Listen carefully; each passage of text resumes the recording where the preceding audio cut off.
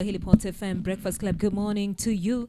It is 19 minutes past 9. You're here with me, Miriam Angel, Salim Barisa, and Emmanuel Gorner. And in studio now, our second hour, we do have guests in studio. Hamad Tenguri in studio. He's the Chief Whip KYMCA Coast Region Youth Bunge. And Judy Kengo. Yes, Coordinator Stories of Youth Kwale County. Still peer nominated MCA Kwale County Assembly. Yes. Yeah. So tunazungumzia maswala ya vijana because they're going to have a Coast Region Youth Summit that is next week on 13th kama nitakuwa sijakosea. Yenye inaleta around vijana wote kutoka county zote sita. From Kwale I think it's 30, from Mombasa is 60. We have some 20 from the other counties, that is Lamu, Tana River and Taita Taveta. Wana assembly hapa KSG, Kenya School of Government, kuzungumzia youth na maisha yao na maendeleo yao. So yeah, tuko na coordinator wa youth kutoka County Assembly. Karibu sana. Asante sana. Good morning. My name is Judy Kengo. Mimi ni nominated MCA from Kwale County Assembly. But again, I'm the coordinator, Kenya Young Members of County Assembly Association. That is a national platform that holds almost 947 young MCAs from all over the country. So basically what Kenya KYMCA does is inaleta pamoja wale waheshimiwa kutoka all the 47 assemblies ambao wako na youthful agenda. It does not mean necessarily uko under the age of 35, but as long as you serve the agenda of the youth, you qualify to be in that platform. Now, just to take you back, the reason why we came up with this idea of having a youth summit in the Coast region, actually we are moving all around the nation. Na tukafanya ya kwanza, ambayo ya kwanza kabisa ilifanyika tena Mombasa. Tulifanya Mombasa County Assembly, that is 2 years back. Na tukaona there is need for us to go around discussing different issues ambazo zina affect vijana directly. And one of the major issues ambayo imejitokeza kwa muda mrefu ni the issue of unemployment kwa vijana. Something I really don't like talking about. But tukubali tukatae, that is a thorn in the flesh. Na tukiangalia the statistics ni kuwa vijana bado hiyo ndio kileo kubwa kuwa vijana hawapati nafasi za ajira. But we said we not sit and just here listen to people lamenting. We have to look for ways of handling or addressing this issue. Personally, I'm a product of these dialogues. Before I became an MCA, I was the pioneer of the first regional summit ya vijana that was under the office of the president and Red Cross. I became the pioneer. I became among the founders. Na through that platform, nikajifungulia nafasi nyingi sana, ambao I became the youth leader Coast Region mzima in issues youth. Nikajipata kwenye siasa. That's how I found myself in Jubilee Party by then, Youth League Kwale County. From there nikajipata nimeingia kwa mambo ya jamii. I have done a lot of issues on gender-based violence before nikuwe mheshimiwa. But it's because of these dialogues. I got an opportunity kwenda kusikiza, kujifunza, and I picked what I felt like inafanya kazi kwangu na yenye nafanya kazi kwa watu wa Kwale. So Hamadi Tenguri is the chief whip of KYMCA Youth Bunge. We sat as KYMCA and said, let's replicate what is happening in the assemblies kwa vijana. So we went round, tukambia vijana wenyewe wachaguane, the speaker position, the whip position, wa practice what happens in the bunge. You see, even me before nikuwe MCA, nilikuwa ni criticize sana viongozi. Nasema huyu hafanyi kazi, hata juu Kenya anafanya, kuna kitu anatufanyia. When I got into that bunge, I said, oh my God, acha niache kuongea sasa, nifunge mdomo. Because you realize it takes a lot for you to deliver kule mashinani. And when we talk about unemployment, mimi mwenyewe katika ofisi yangu, I only have 3 staff wenye naweza kuajiri kwa hiyo ofisi. So you can imagine, sisi katika bunge tuko 30. Tuko na 3 staff kila mtu. Au ni vijana wangapi? 90. What is the population of youth in Kwale County? Ambao wamesoma, wamemaliza kusoma, lakini bado wana hustle mtaani. The wage bill I'm giving an example of Kwale because I come from Kwale. The wage bill of Kwale County is 3,800. As we speak, I sit in the labor committee in the bunge. Tumepita. Paka ikabidi tuite board, public service board, tuambia boss, hebu tuelezeni kuliendaje. Tukakaa infiltrate all the database. Wale wenye waliaga, wale wenye waliretire. Bado. Their positions we had advertised as a government. Ilibidi tuzi withdraw.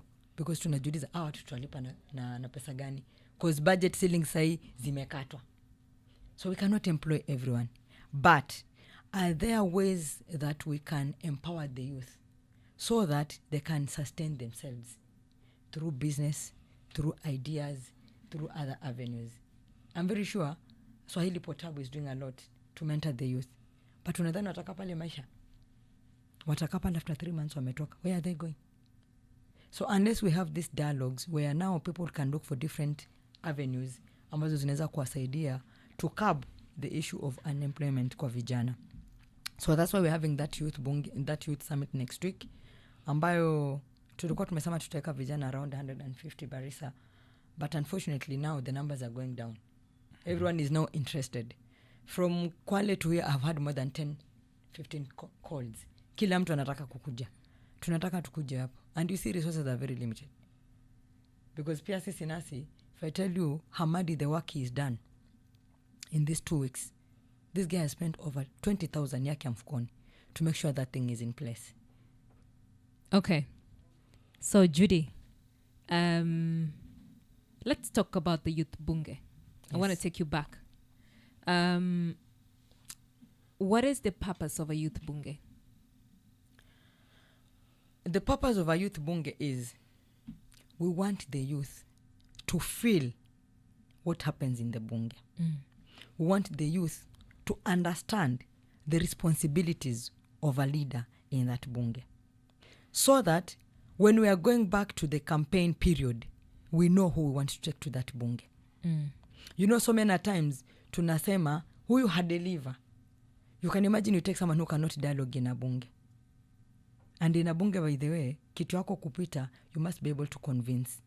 You must be able to convince other leaders wakupigie debe. You must be able to convince the house ya kuwa mimi nimefanya hiki na hiki. But if you're not empowered, utaingia kwa ile bunge, and that's why unasikia wengine wanakuambia mimi mbunge wetu alienda atujie muona akiongea, ata debate aje. And then what constitutes a youth bunge? Because a few weeks ago, I met a team from another county again, and they came with a leader, and they came with a speaker, and they came...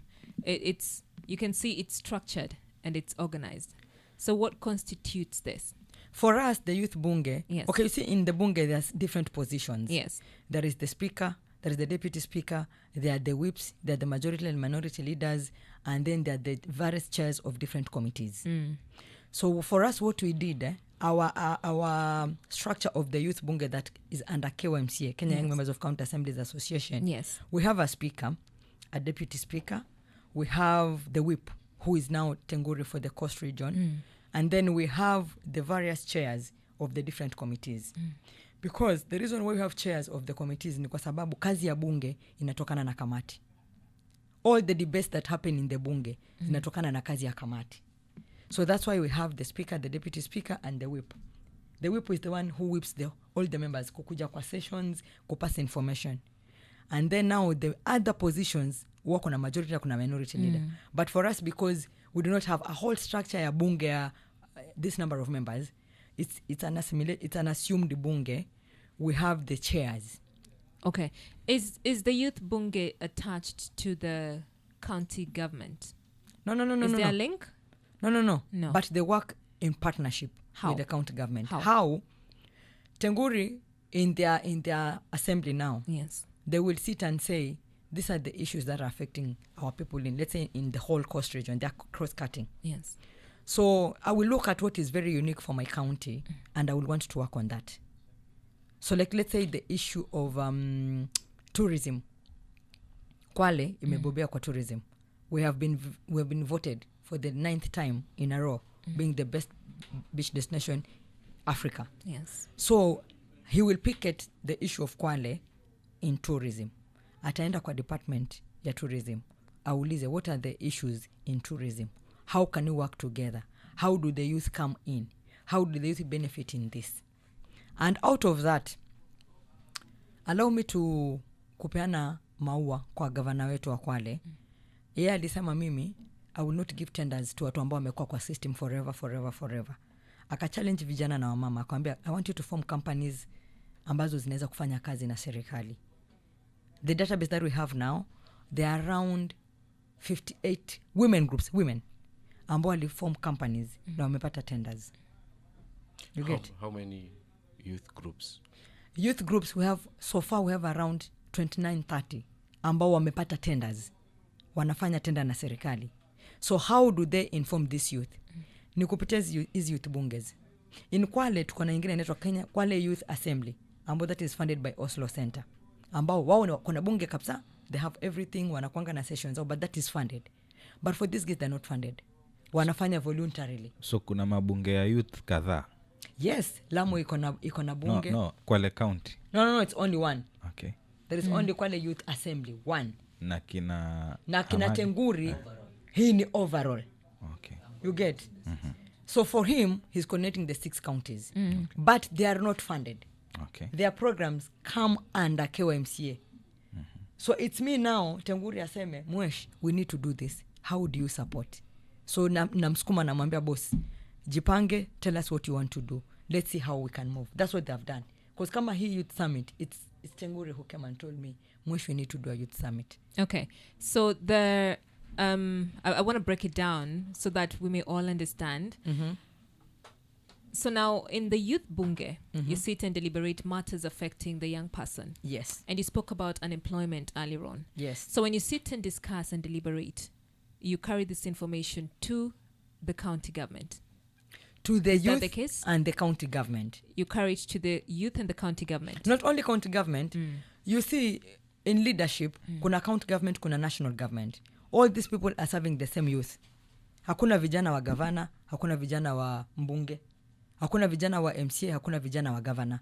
All of them, if I go to Kinango, I'm serving the same youth ambaye governor ataserve. How does information move from the youth bunge to the county government? They work in partnership with the ward offices. Because like now, we are bringing youth from all over the 6 counties. Yeah. Sindio? In Kwale County, we had a kata call with the speaker. Tukambia speaker, this is what we want to do. We want 35 youths from Kwale County. How do we get these youths? Because hawana mobility fund, hawana your structural fund and everything. So akaenda kwa speaker. Speaker kawambia, let's do this. Let's go to the governor. Let's see how the governor can come in to support this cause. The governor said, because it's a partnership between the assembly, the executive, and the youth outside. Tuite vijana, let all the 20 wards, MCAs, kila MCA alete kijana moja. So you get. So his success lies with how he works very well with the leadership. The YMC, it's KYMCA. On matters employment, what change have you made? For us, it's all about dialogues. Okay. Because we do not have funding. Yes. For us, it's about bringing people to opportunities that they can explore. If I give you an example, through this youth summit, we're having different stakeholders coming in. We're having Swahili Port Hub coming in. They've vowed to support the whole cause. We have KPA coming in. We have the State Department youth. Yesterday I had a conversation with the CS Salim Mvuri, and he said we are coming in to support. So it is now what the dialogue is going to look like. Okay, Mheshimiwa Judy. Naam. The question is huyu kijana kuwa chini ya KYMCA, umesema kwamba kuna uhaba wa ajira na vijana wengi hawajaajiriwa. Naam. Ni kitu gani ambacho kwamba at the long run atapata huyu kijana ya kuweka chochote mfukoni kutokamana na kwamba ameshikiliwa na KYMCA? Na ndio nimesema yetu sisi ni kupeana linkages. You get? Yetu sisi ni kukupatia linkages. Are there organizations that you can hook yourself with ambazo zinaweza kukusaidia? Because hata Swahili Port, you cannot employ everyone. They only come here, you mentor them. It is their own decision. Sasa akitoka hapo, aenda katumie ile information amepata. So when we bring in KPA, KPA will tell you the opportunities, but how aggressive are you to embrace those opportunities? The Ministry of Youth will come in and tell you these are the opportunities that are there for the youth. How aggressive are you to embrace those opportunities? Swahili Pot will tell you tuko na hub, tuko na ICT hub, tuko na funding yenye tunapeana, but how far can you go to embrace these opportunities? That is what, for us, it's all about linkages. For us, it's all about creating a platform ambayo vijana inaweza kuwa expose kwa opportunities ambazo zitawajenga wao ili kukab the issue of unemployment. For example, in this platform, tuko na msichana anaitwa Mkasi. Mkasi alikuja kwa dialogue. Mkasi alipotoka pale, akafuata an organization kwamba mimi, this is my idea. I want to run a program ambayo ina support young mothers. How do I go? Akaambua tengeneza concept note. Akatengeneza concept note. Akaambua how much do you want for this program? Akapeana budget yake. Akakuwa supported. Out of it, so many people came in. Wakasema sasa sisi tutakusupport kutrain wasichana on issues beauty. So as she's doing that, anatrain wale wasichana, anawapatia ujuzi na yeye pia anapata kitu kidogo. You getting my point? The same way mimi niliingia kwa dialogue ya Red Cross, nikaona opportunity. Nikaenda nikaandika concept, nikapeleka ngafu kwa account, nikapa funding ya 1.4 million. 1.4 million nikafanya program ya GBV. Out of it, the governor akasikia kuna msichana anazunguka kwale anafanya program ya GBV. Akaniita, how can we support you? Nikamwambia I just want to do community work. At the end of it, akaniambia Judy, apply nomination. 2017, nika apply nomination, nikakosa. Nilipokosa sikufa moyo. I did not go abusing leaders ya kuwa mmenitumia, nimeachwa. Nikachukua ile opportunity. Akaniambia tutakupatia kazi ya PA. Vijana wenzangu wakaniambia, wewe kazi ya PA kwako ni kama insult. Achana nayo. You've done a lot of work, links zako ziko juu, linkages zako ziko juu. Lakini kajiambia, through kazi ya PA naweza kupenetrate. Nikapata more linkages. Nikachukua kazi ya PA. 2022, kaambia jaza nomination.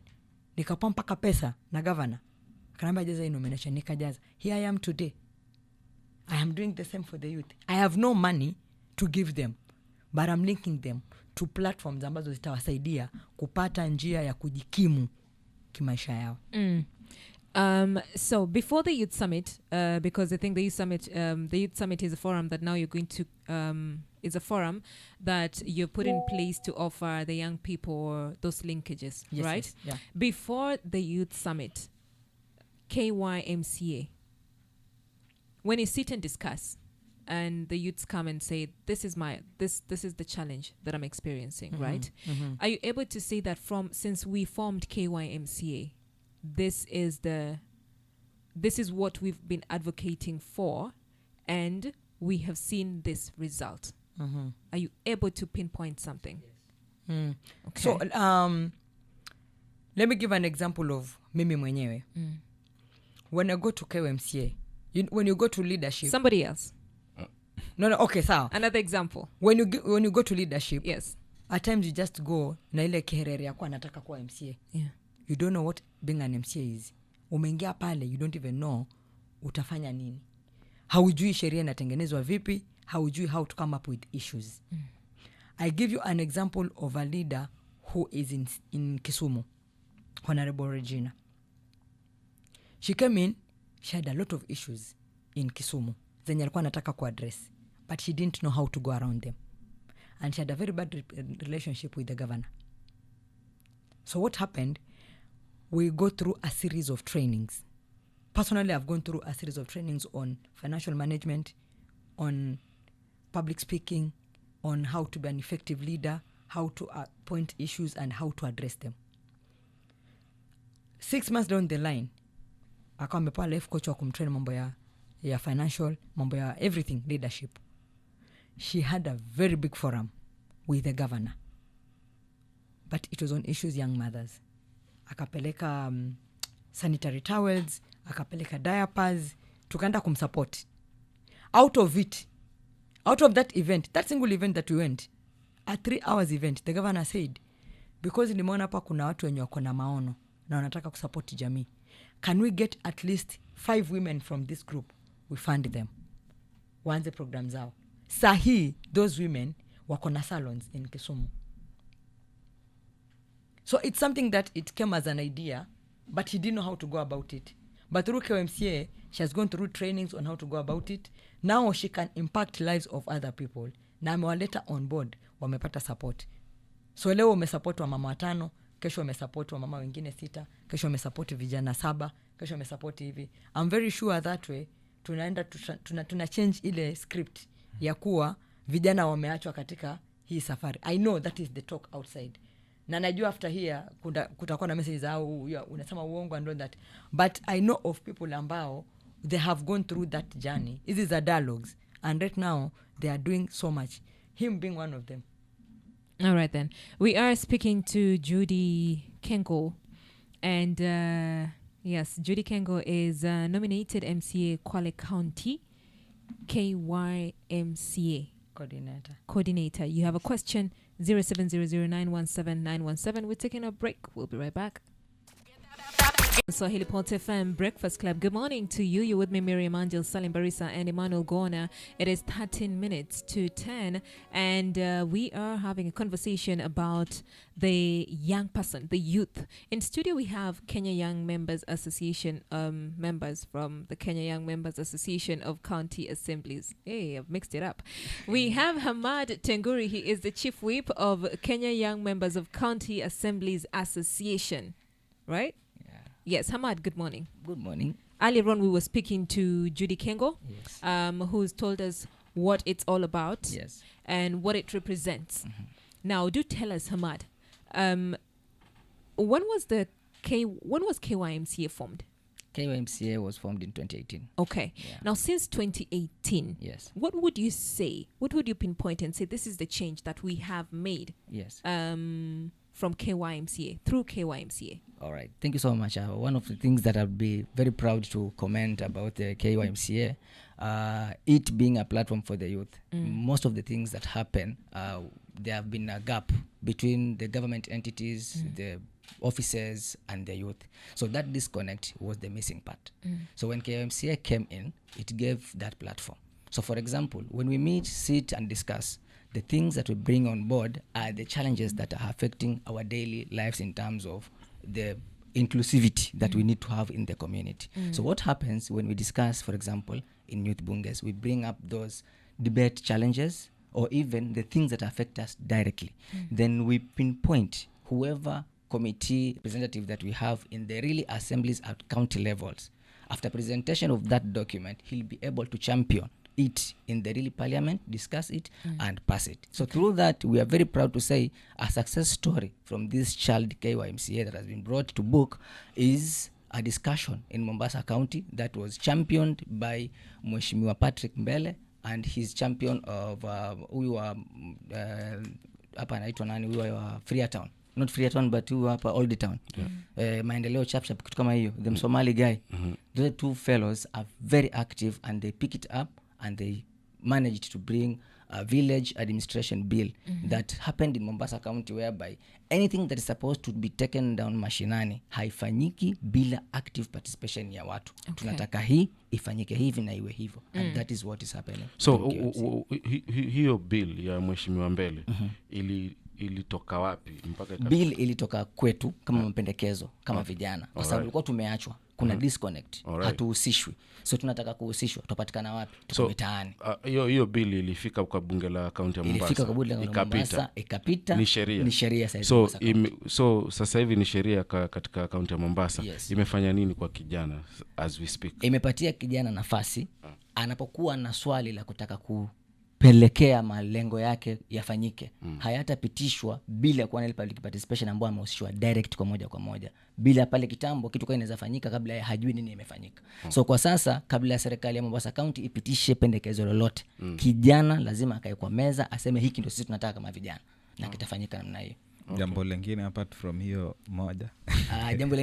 hiyo moja kuna za Kwale County ambapo kuna hiyo ya education, na pia kuna ya bursary fund pia imeweza kupatia nafasi kubwa watu wakaweza kushwa directly na wakapata, kwa sababu kitambo ilikuwa unasema kwamba mtu kupata basari labda mpaka awe anajua mheshimiwa ama atumie body language kuweza kusucceed, lakini kupitia hizi sheria imefanya wale wengi ambao ni wachochole kupata fursa ya kuweza kusoma bila kuwa favored. Yeah.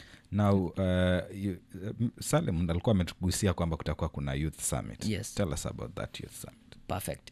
Youth summit basically hawa vijana watakuwa na fursa ya kumeet the top cream of each department that concerns them. For example, kuna hii tunaitwa Youth Development Fund. Youth Development Fund ndio gari ambao vijana wengi wangetumia kuweza enterprise na kujipeleka mbele. Kwa mfano, Women Development Fund ni grant, hailipishi chochote, unakuja una apply as a woman na unatoboa mkiwa na group.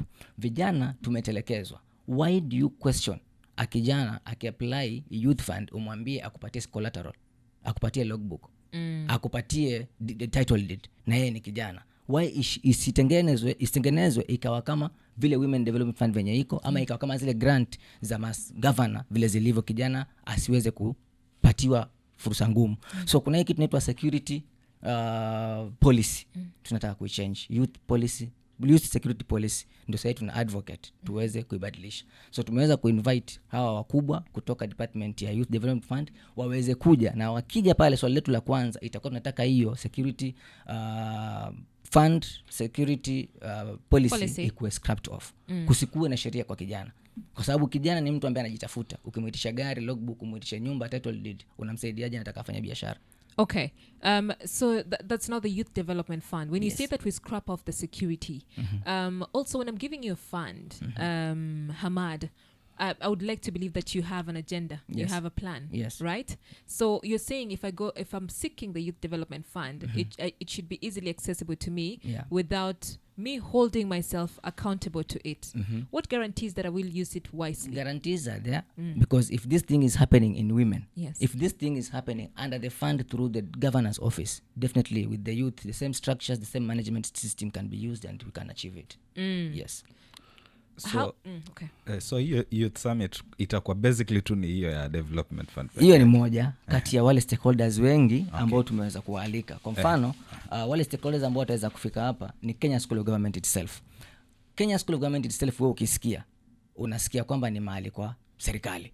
Nobody knew Kenya School of Government ina offer normal course to anybody. Watu wakisikia Kenya School of Government unafikiri ni civil servants wanahitajika kuwa pale. Ili hali yoyote anaweza pita akajifunza na akasoma. Na they have quality, good teachers and everything, good environment. So platform tumepata vijana waulize maswali, courses gani wanaweza fanya short courses na waka prosper. Uwezi shangaa mtu ameingia kwa serikali yako na grade ya D+ for example, lakini siku 5 kidogo wasikia kuna PhD less than 2 years. Hii PhD ametoa wapi? Analipa lakini na nusu 1,100 ngapi, anasoma 2 weeks na anapata grade kubwa. Na grade ya serikali ukitaka kupanda itoke certificate yako kwenye School of Government, si TUM, si hizi normal colleges. So vijana wangejua hivi ngekuwa tuko wapi saizi? Mbali. Ya kwanza. Ya pili, kuna coast county ama jumuiya county za Pwani. Jumuiya county ya Pwani is an organization ambayo ina coordinate all these happenings katika county governments. Lakini bado pia wanapeana watu mfumo wa kujipendekeza na kujikurubisha karibu na serikali za county. So vijana ikiwa hawatajua kuna ile shirika linaweza kuwafanya wakaweza kuapproach wakubwa wao, watajua vipi? Ya tatu, kuna hawa wanaitwa National Youth Service, NYS. NYS ni fursa ambayo rais amepeana vijana waende wapate mafunzo na wawe disciplined. Vijana wengi discipline imetusumbua, na ndio maana vile umeuliza swali la development fund, tukipewa tutafuatiliwa aje? Kama huna adabu, huna nidhamu na pesa yako, you'll miss it out. But kama hii channel ya watu kupitia NYS ikuwe ni sheria, kama vile education CBC imekuja, other countries vijana wanafundishwa how to mine. Other countries vijana wanafundishwa how to develop the IE apps and applications. Yet in Africa ama in coast region wafundisha mtu body parts za antelope. Wafundisha mtu how digestion inamuaffect. Ni kitu kizuri ndio, lakini kitamsaidia aje kujijenga? So Hamad, I want to take you back to NYS. I like this. So you're saying NYS should be paramount. It should be a must. Yes. For every young person. Iwe sheria kwa kijana. Maliza from class 8, enda form 4. Ukitoka form 4, nenda tengenezwa adabu yako na nidhamu yako isimame. Ikishasimama, nobody will miss it out. Jamani. Yes, I do agree. You agree? I support Hamad because mtu kama Barisa angepitia NYS hapo, things would have been, you know, What are you trying to say? less tragic. So niko tragic. Sasa Hamad, naona haya maelezo ni mazuri na Yeah. inafurahisha sana. Yes. Lakini najaribu kuangalia Maneno. yule mwenye anatusikiza pale nje.